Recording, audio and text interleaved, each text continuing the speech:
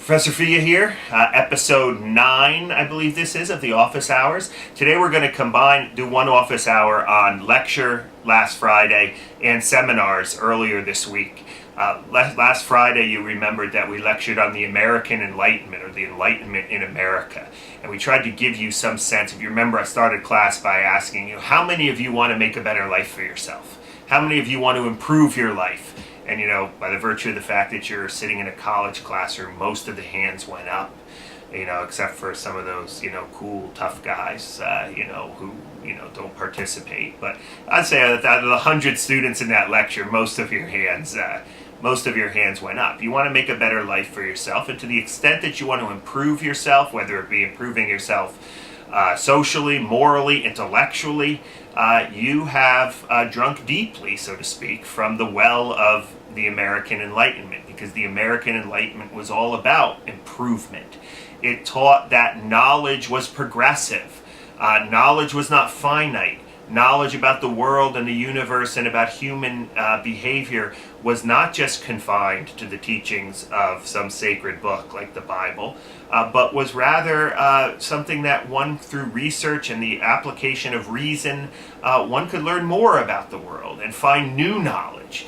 And we looked at that as it applies to the area of politics and science and religion and so forth. So go back and check your notes on the Enlightenment. Then what we tried to do in seminar is to give you a real-life example of someone who lived the Enlightenment. Benjamin Franklin is the quintessential Enlightenment figure. His autobiography sort of reeks of the Enlightenment. I mean, everything about his life, how he starts in a very limited society like Puritan New England, right? Very strict rules. He's brought up in a certain way in which the Bible is important and traditional Christian religion, Calvinism, Puritanism is important. But yet his very life is a model of someone breaking from the confines of Massachusetts or the confines of Boston and going to the great Enlightenment city of Philadelphia.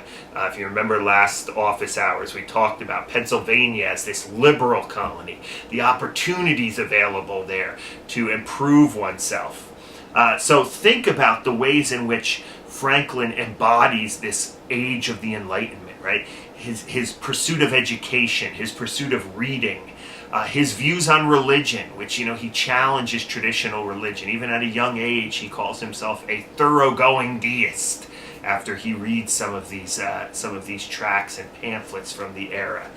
Think about his junto. And remember, I went off a little bit in lecture on Friday about the idea of forming these communities of conversation and mutual improvement to discuss ideas and thus improve one's mind in the process. Enlightenment, improvement, education always comes through some sense of community. So, as you think about Franklin, situate him in this context, this Enlightenment context. At the same time, though, especially for some of you who are going to be writing the paper on Franklin, I've also asked you to think about how Franklin's values and how Franklin's ideals are uniquely American.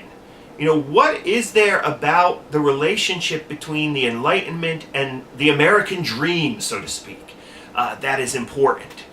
In other words, to what extent is America an Enlightenment country?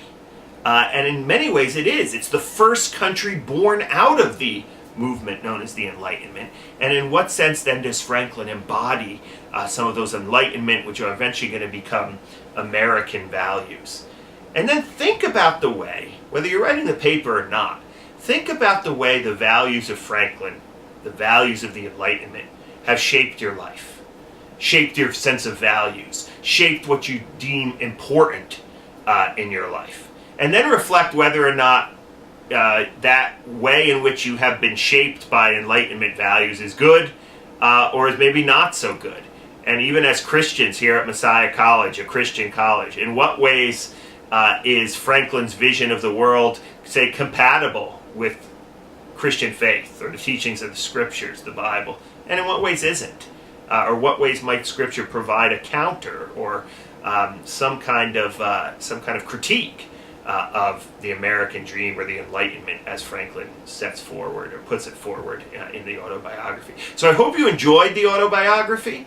You waded your way through that 18th century language. Remember, this is written in the 18th century.